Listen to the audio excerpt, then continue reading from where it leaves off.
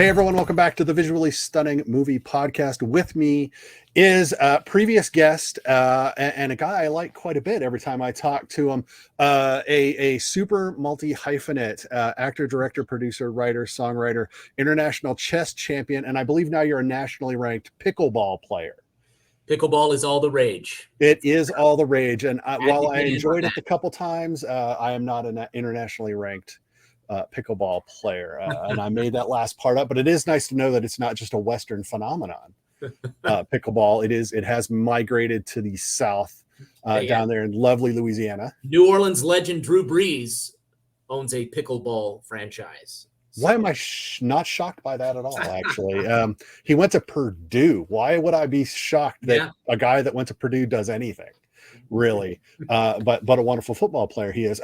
Welcome back, Miles Doleac. How have you been in the not sunny South yet, but getting there? I have been well. Thank you for having me. I've been incredibly busy. Lots of proverbial irons in the fire.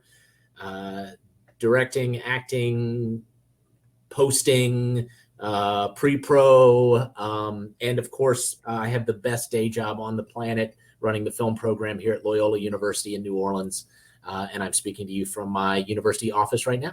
Nice. It's been a while since I've been on campus. Sometimes I get the itch to go back, but I can't bring myself to do it. I spent way too much time on mine. So I have previously covered a couple of your films, Demigod, which very supernatural, which I loved quite a bit. You can read that review on the website. And we talked about the dinner party. Mm-hmm. I like that one a lot, just because I like wackadoodle stuff. So I encourage people to go listen to us talk about that one. This one, we're talking now because I happened to see your face and name pop up when I was at the theater a month ago or so, in the Nicolas Cage film Renfield. Yes. You pop up in the beginning as a vampire hunter, and I was like, hey, I know that guy, I think. And I had to wait for the credits, and I'm like, there he is. And I was like, they shot this in Louisiana. Of course he's in this movie. How did you actually get to interact with Nicolas Cage at all? I have to ask because I'm fanboying right now. I absolutely did get to interact with Nick. He was incredibly generous and gracious with his time. He hung out with the cast at the cast chairs, the holding area in between scenes, which is somewhat rare for major stars like that. Oftentimes they'll come to set, do their thing, retire to their trailer, or whatever, their spread, their penthouse, and then come back and do their thing again. But Nick, he hung out with all the rest of us, with us lowly weekly players at the cast chairs, and was really cool. And when you're working with your heroes, you're always gauging, is it appropriate to let them know how much their work means to you, or to maybe ask them about a particular project that really hit you in a certain way? But it was very clear to me fairly early on that Nick was cool. And so I had seen his performance in Leaving Las Vegas when I was in drama school, and it just blew me away. It made me rethink my perspective on film acting. And so I got to talk to him about it. I got to tell him how much that performance meant to me. And it seemed like he was genuinely moved by what I had to say. And ran into him again at the New Orleans premiere of Renfield at the Overlook Film Festival a month or so ago. I think he remembered who I was. If not, he faked it really well. He is a thespian. That is true. So award-winning. Yes, indeed. But yeah, it was a really positive experience. I actually got to go to the table read for that film. I not only read my role, but there were several other roles that were not cast at the time of the table read. So there I was, sitting right next to Awkwafina and Holt and Cage and Shohreh Aghdashloo, and it's an incredibly talented cast of characters on Renfield. And a very fun time. Yeah. It's, I think, something some filmmakers forget is that you're allowed to have fun even when you're dealing with, I don't know, gallons and gallons of blood and whatnot. I actually, quick tangent, I just recently recorded a show for another podcast where we talked about Evil Dead, the original Evil Dead. And of course it ran all the way up through Evil Dead Rise. And it's just like, yeah, that's one of the things I think that makes it, that set later Evil Deads apart, is that Sam Raimi knows how to have fun while just going 110%. Yeah, in the direction. He somehow manages to find that balance. And I really did enjoy that balance in Renfield as well. It's horrific when it needs to be horrific, and it's not when it doesn't need to be. And sometimes it's both at exactly the same time. So, you have a new project. Once I saw you, I reached out and said, "Hey, I seen you, and asked if you wanted to talk about something. You have a new project." I'm looking at the pitch, the deck right now. This one, not supernatural. Depending on your definition of supernatural, yeah, but hardly conventional. There's a lot going on in here. This is called Open, and from the relatively benign beginning of a married couple who has some issues. 8 Ways from Sunday. What on earth? Where were you? What was your headspace when you come up with, and try to explain it in layman's terms for me, if you can? So this was an idea that my partner in life and art, Lindsay Ann Williams, and I have been batting around for a long time, which was, okay, there's this married couple. So it's sort of like, we sort of began in the spirit of something like Marriage Story, right? Where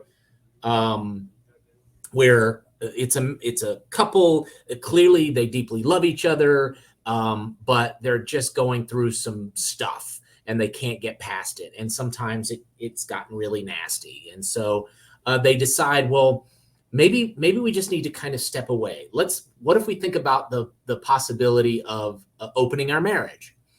And so then we thought, okay, well, what if this couple did this and then one of their partners turns out to be not so savory, or maybe actually dangerous, or maybe initially the wife falls hard for him, but then he's not what she thinks. And anyway, and it just kind of spiraled from there. And then at some point, I said, what if it's a musical? Yeah. So not just any musical, right? Like 80s glam rock, right? Musical. So we had this idea that the wife in the couple, Christina, hallucinates that she's the front woman of an 80s new wave band, and all the people in her life, her husband, the boyfriend, the couple's best friend, are members of this hallucinated band. And so we wrote 10 original songs for the piece. Myself, my longtime composing partner, Clifton Hyde, Lindsay, and the wonderful Oliver Hoffer, bass player, aficionado extraordinaire from New York City. And they're all the songs are in the spirit of this sort of 80s dark wave thing, like New Order, Susie and the Banshees, Duran Duran, that kind of vibe. With one song specifically written for the boyfriend character played by Jeremy London that's got a little bit of early 90s grunge vibe to it. And we just had the time of our lives writing this music and playing with this music and these songs. And the music video sections of Open are the most fun I've ever had on a film set.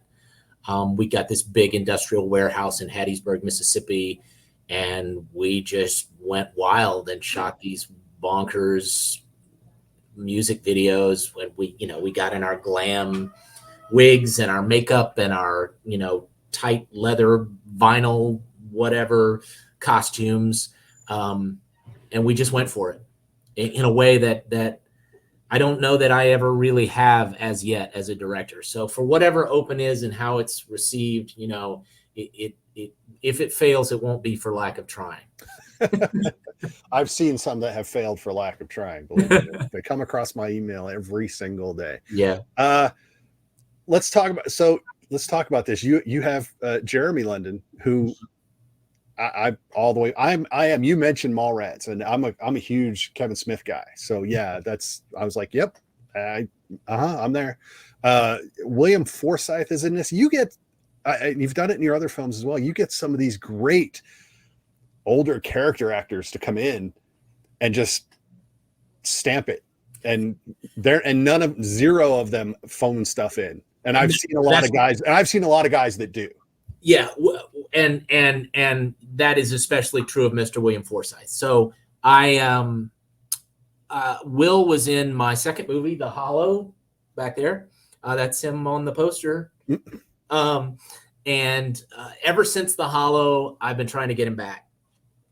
And for whatever reason, scheduling, whatnot, it just never quite panned out.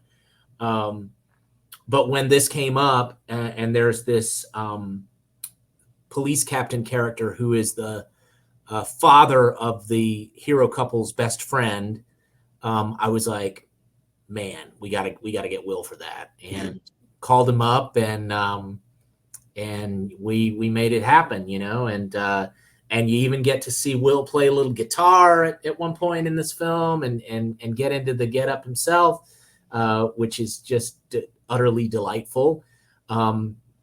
But I think one of the things that's so great about Will Forsythe is that he plays menace and humor equally well, and he gets to do both in this movie.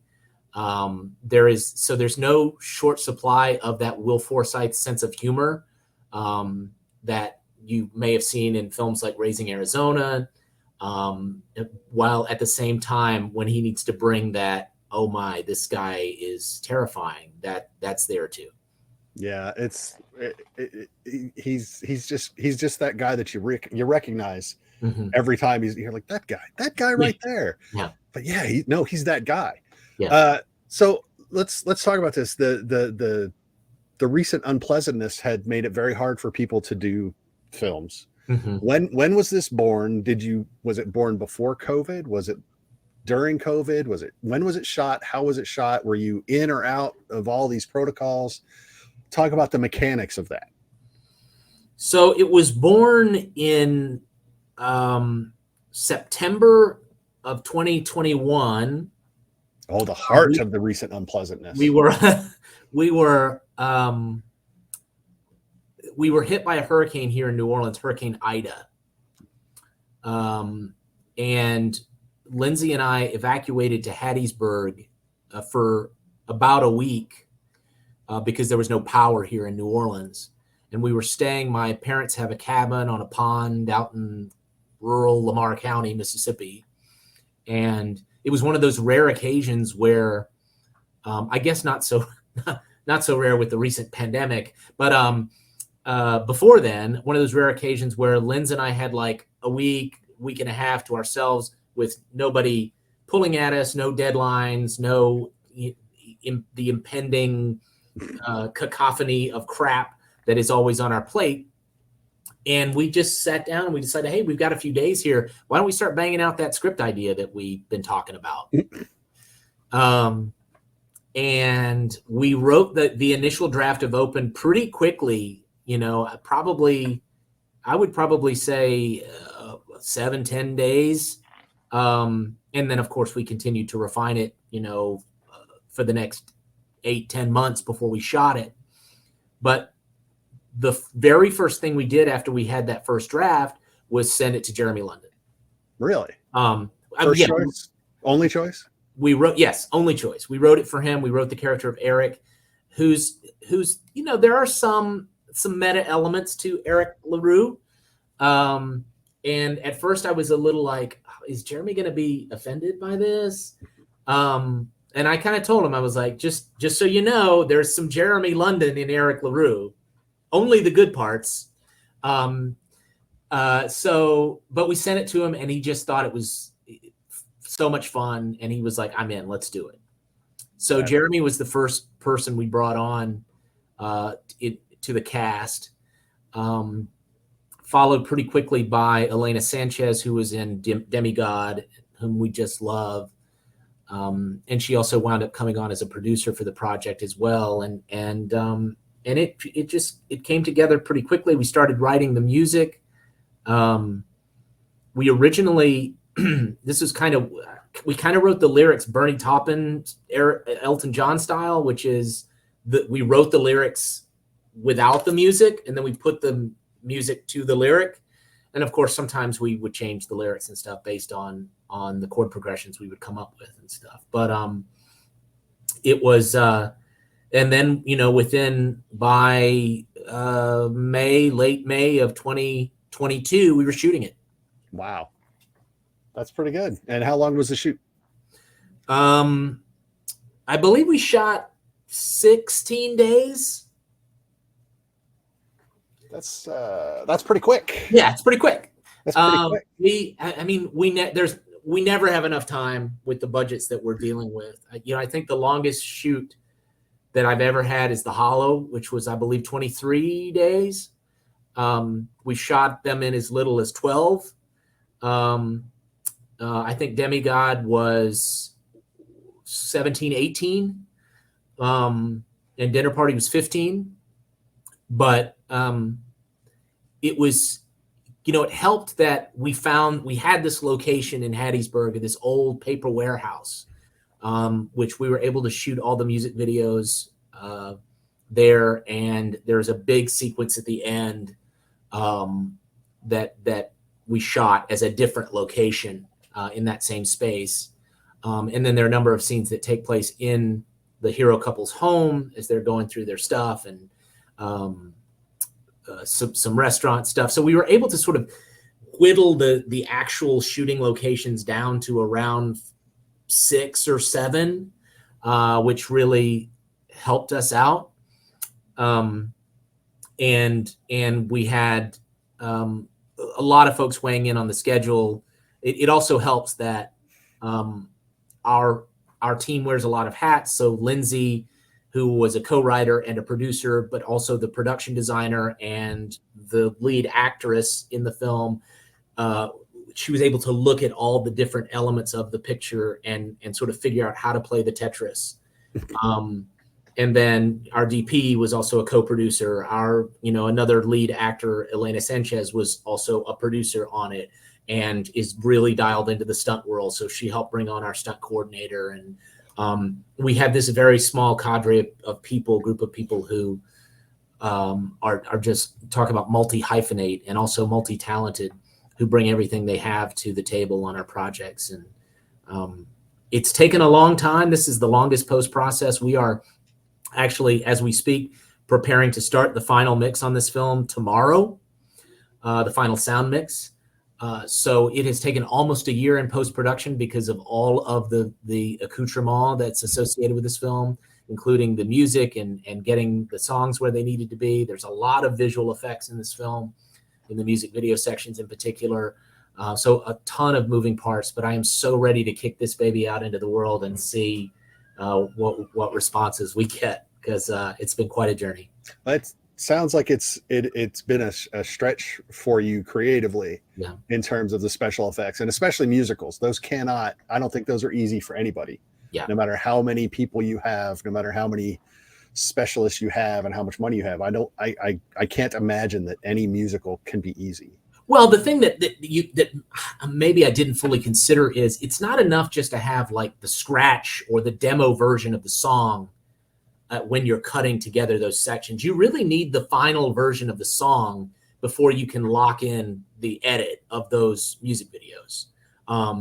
Because maybe there's a prominent drum hit that you really want to stress in the edit or something like that that's not in the demo. And so it's like all these, whereas typically you start by, okay, let's sync and log the footage and cut the thing together, and then you're into the various other elements of post.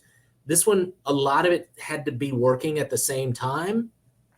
Like, until you had the final VFX on a lot of these music videos, we couldn't lock the edit. So the visual effects whereas typically, you cut it and then you put the visual effects in at the end. Here, it's all kind of happening at the same time and dovetailing, and there's this kind of symbiotic relationship in a way that is at least atypical in my experience because of the nature of the thing.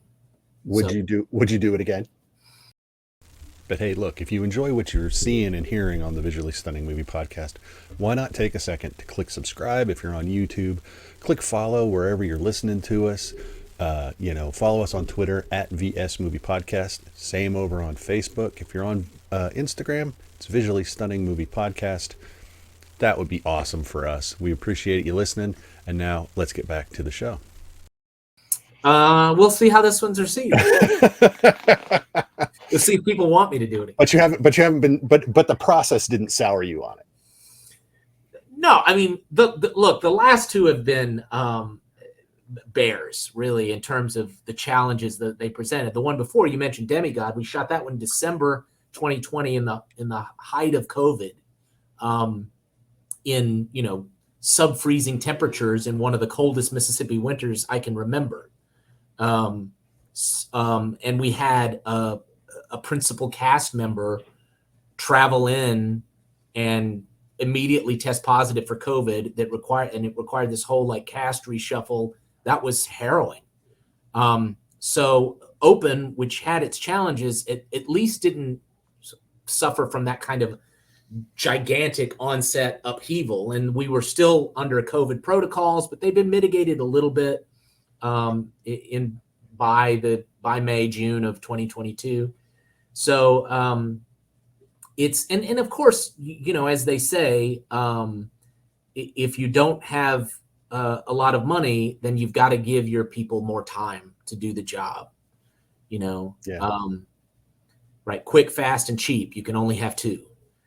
So, or good. What is it? No, I'm wrong. It's quick. Is it good? It's good, fast, and cheap. Right. Right. Good, fast, and cheap, and you can only have two.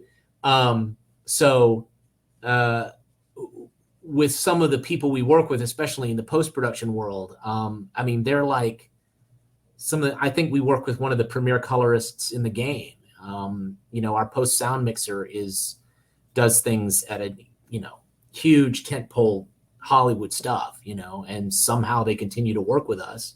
I guess because of our winning personalities. Clearly. Or the copious bottles of tequila and rum that we bring them as gifts. Never overlook the impact of non-monetary compensation. That's all I'm saying. Yeah. So, but it's been an incredible journey with this one, and that we're, as we finish up the sound mix and the color grade, we're also looking to do a vinyl release of this soundtrack. So that is something I'm a vinyl nut, and so I'm really looking forward to that element of it as well. I am not a vinyl nut, but I have started rebuilding a collection. I don't have a lot of room. Yeah. So I have certain. I'm a completist on a couple of things, and then I picked up a few soundtracks, especially from A24. They have a couple of theirs, so I'll be interested to see if you get that vinyl press. Let me know. I will. I certainly will. It's an expensive habit, the vinyl. Yeah, it's not. No, it is not cheap at all. Not at all. And then you're living a constant state of paranoia. Am I going to mess up this vinyl? So that's always fun. So when do you hope to have Open? And I assume you are shooting for a theatrical release. Yes, I am shooting for a theatrical release, at least a limited theatrical release. I mean, we shot this in anamorphic widescreen. The flares are glorious. I'm a real flare maniac. My students like to josh at me about that all the time. Please tell me you're just not J.J. Abrams level. No, my flares are real. They are not created by computers. Oh, that's good. That's good. It's the refraction of light in the glass. It's actually happens in camera. My hope is that it will be out by the end of the year. I would like to get it in the public consciousness before the holidays. So that's what we're shooting for. Any festivals perhaps before that, or are you just going to try to get it right in and be done? Well, I'm going to see. We've been talking with several distribution outlets who are waiting to see a final cut. So we'll see what they have to say.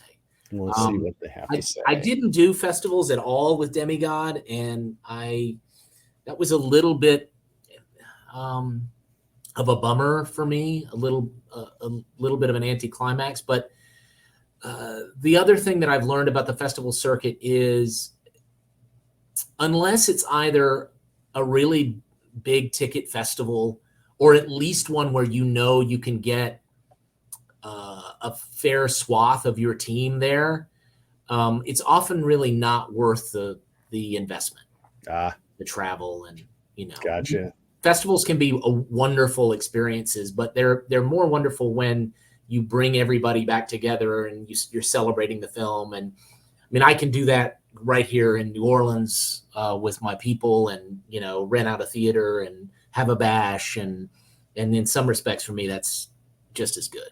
Yeah, I can imagine. I've been there a couple times. I can imagine the party. Yeah.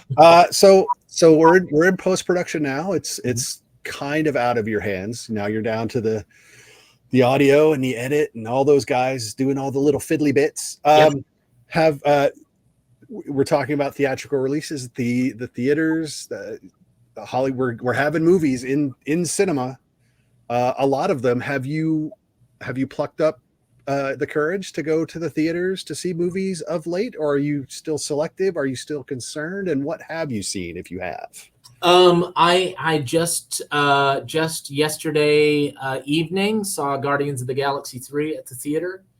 I mean, if in terms of being selective and in being being out, I basically, like, I've taken the approach now, like, I'm out. I'm going to all the stuff. I've gotten all the vaccines. I've had COVID. I'm gonna get out there. I was very safe and conscientious when we were at the height of the thing, and probably even a little later than many people were. But I'm past it now. I'm out. You're out. I'm going to all the stuff. I'm going to see The Cure Wednesday night. It's okay. So concerts are a different beast. Yeah, the opening of their North American tour. Very excited about that. I have a friend who's a Cure maniac. Yeah, my co-host is a Cure maniac.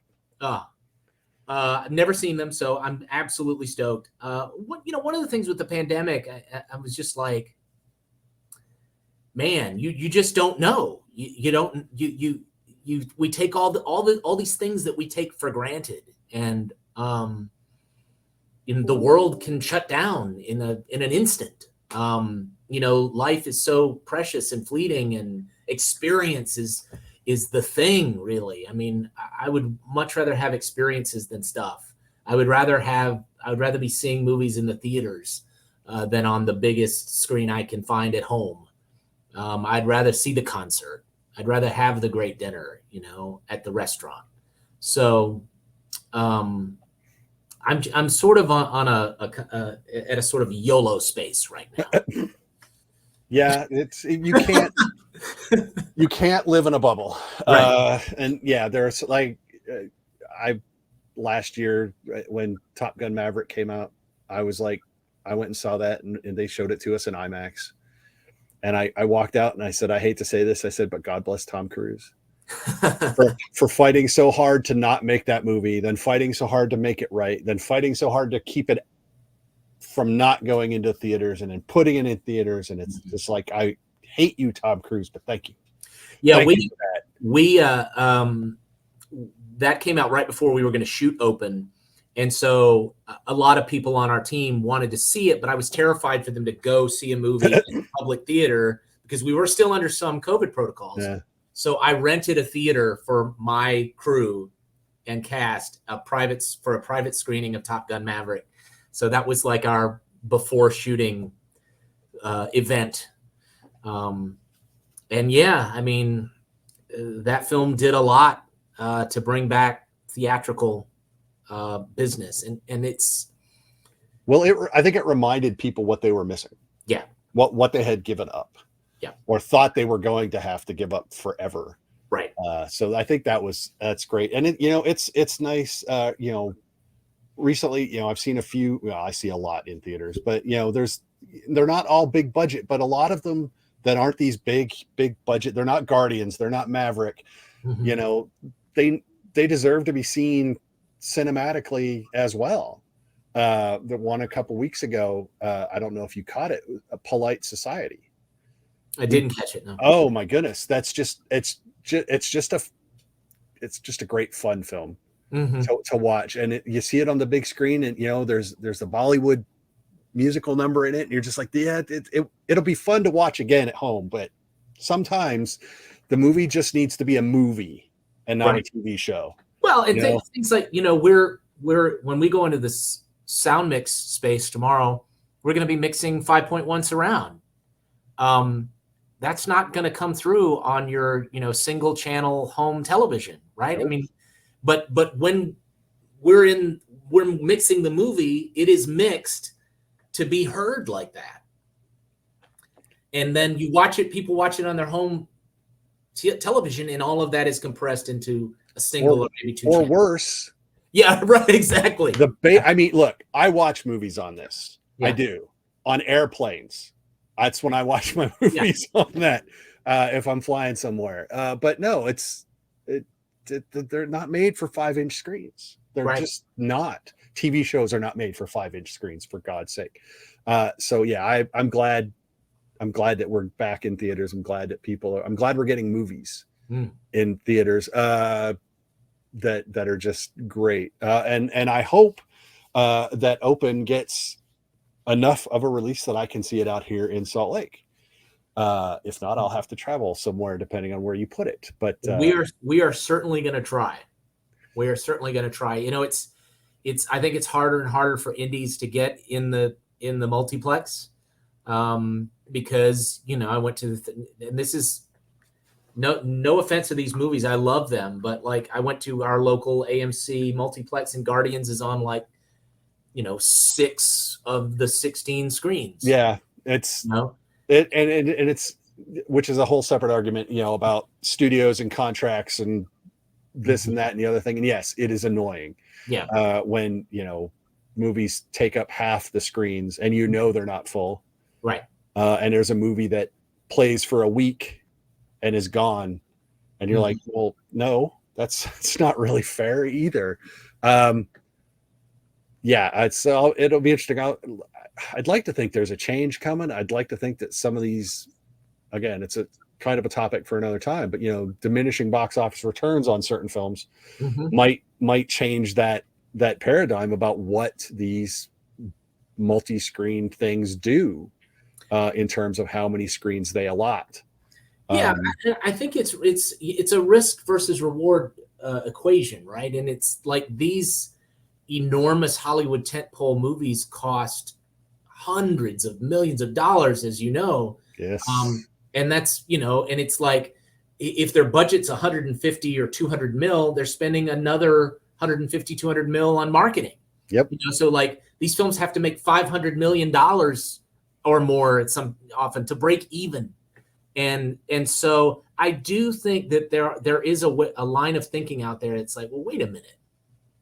What about these indie movies, that are made for hundreds of thousands of dollars, or, 1.5 or, 2.5 mil, this lower budget stuff? Well, the risk is much lower there. Yeah.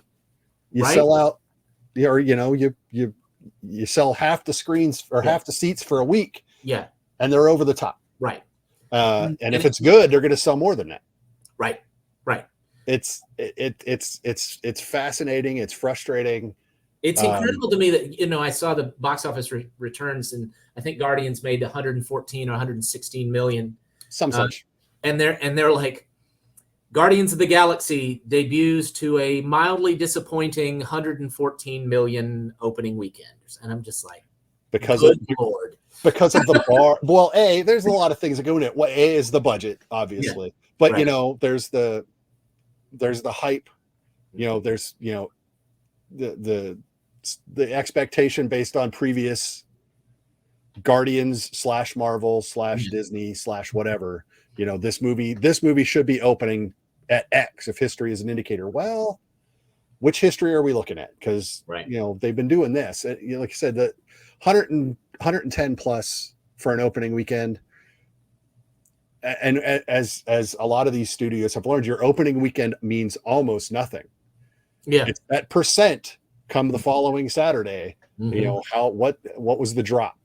And that's the story. And I mean, I've argued, I hate box office numbers. That's like, I hate, because everyone's like, oh, unadjusted for inflation or adjusted. And it's like, no, tell me how many tickets you sold. Right. If we just how many tickets did you sell? How many butts were in seats? And that will tell you how your movie did. Because now, with, Avatar and it's 3D and it's IMAX and all these IMAX, all these premium ticket services. So one ticket is now worth 6 of a movie that was out 5 years ago. Right. It's it's an economic shell game, and I hate it. But it'll be, like I said, but the one thing that doesn't lie is percentages. How many people didn't go again? Again, and I think that's the big thing with these tent poles. They used to exist off rewatchability. Right. Everything was a rewatch. How many rewatches were people doing in theaters? And there were people that were doing 5, 6, 7, 8, 10. Yeah. And that's how you get to $3 billion. Right. But you don't get that. Or if you don't get that, then yes, your numbers look like 110 is a disappointment because you spent so much expecting $3 billion. Right. Don't expect $3 billion. Spend 60 million, make a good movie, and earn 400, and then everyone's happy, and your fans are happy because they got a good movie. Right. It seems like a small ask. I know. That's what people like always, Mike. Well, why didn't X see Y? It's like, well, maybe the movie wasn't good. Well, but then a movie will come out and no one will want to talk about it. It's like, well, it's the same Y, and X did go and see it, so it's not the same argument. It's like, well, why? Well, that movie was better. If you make a good movie, nobody cares about X, Y, or Z in it, made it about it. Right. It's a good movie. And people that like movies will always go see a good movie. And I think that's what people fail to recognize is that a good movie trumps any demographic. Right. And it's, I mean, and I will make time to go see something at the theater. It's something like Guardians. I was going to see that opening weekend come hell or high water. But if I hear a film is of a certain quality, I will make time in a relatively hectic schedule to go see that movie in the theater. I like, again, in this job, I get to see a lot of stuff early, and there was just recently, I am not the target demo at all for Are You There, God? It's Me, Margaret. I've heard good things about it. I walked out of that and I was like, you know what? You cannot be the target demo and appreciate a really quality film. And that is actually a really quality film. So I highly recommend it. Because it's amazing. You are not the first to tell me that. It is. I'm so glad that I was like, because I literally was. There are movies that I'm just like, oh, I have to go see this because I have to review it. And most of the time I come out and I'm like, it wasn't bad. And I wasn't down on this one, but I was just like, this is not a movie for me.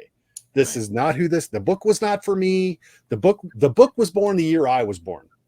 Okay. But when I was growing up, that book had a very important place in the other half of the gender spectrum in my school. And so I understood it. And I was like, the book was not for me. The movie is not for me, but damn, that movie that's just quality movie making.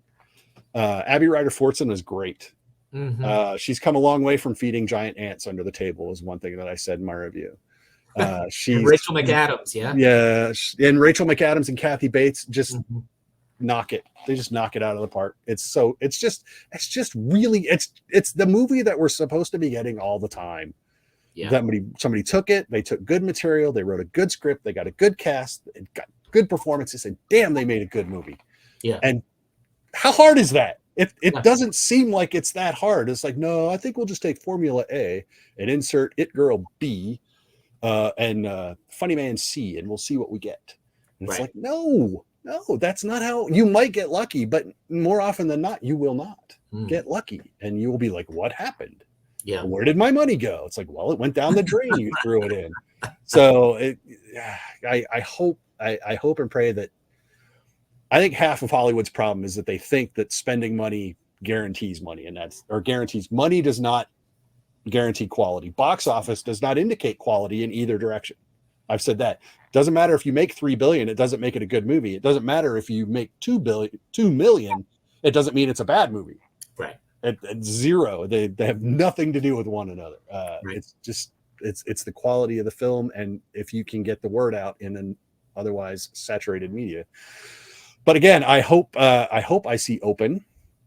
Well, one way or another, one way or the other will ensure that you see it. Hopefully not via stupid Vimeo link. Oh God, I have like 5 in my watch later right now, actually, that I need to watch. That I was gonna knock out some tomorrow, but then I realized I have a screening tomorrow. I'm like, well, that's tomorrow night gone. So and it's like, oh, I was gonna do some yard work around the house too. It's like, nope, I gotta waste 5. Sorry. I have to burn 5 hours. I don't know if it's a waste yet. I've wasted 5 hours, but I have to burn 5 hours tomorrow to drive, watch, and return. Yeah. So it's a thing. The price I pay. I see more good ones than bad ones, but man, it's just frustrating sometimes. But yeah, hopefully not Vimeo link. Definitely, hopefully not Vimeo link. And again, I do look forward to seeing if you can pull off a vinyl pressing of your soundtrack. Yeah, well, my composer is really dialed in the music world. So I think we're going to pull some strings, and I think to be able to make it happen. Finagle it. Yeah. Finagle it. That's great. Miles, tell thanks for coming on. I appreciate it, and talking about about your movies and movies in general. Tell everyone where they can follow you, where they can follow your projects, where they can watch what you've already put out. Yeah, so I am probably most active on Instagram at Miles_Doleac, and that's pretty much how you find me everywhere. So that's at MILES_D as in dog OLEAC. And I'm also on Twitter and Facebook and all the stuff. Yeah, my movies are basically everywhere, save Netflix. But if you're, Amazon, iTunes, Google Play, all of those usual suspects, you should Tubi, which is, by the way, an excellent place for indie filmmakers. They're a little kinder to us indie producers than a lot of the big streamers. So you may have to watch commercials. I think they have a pay service now where you don't. But I do encourage viewers to check out Tubi and watch films on Tubi because they've done really well by us on a couple of our movies. Excellent. Thanks again for coming on to the Visually Stunning Movie Podcast. And I hope that as we get closer to release, we can touch base maybe for a couple minutes, and you can be all excited and giddy to announce what. Oh man, I can't wait, and hopefully we can bring all the gang on and get Jeremy and Lindsay and Elena and some of the other cast. That's great. I will allow a little round table. You guys can just go, and every once in a while, just chuckle. Yeah, I have no problem with that. We are a riot when we all get together. Any group of people that work together for long enough are. Yeah. Both for the good and bad, but mostly the good. So thanks again for coming on. I appreciate it. Don't forget to like us, follow us on social media at VS Movie Podcast or over on YouTube, Visually Stunning Movie Podcast. Thank you to Miles Doleac for coming back on, and we are going to talk to him again soon. Take it easy, everyone. Bye-bye.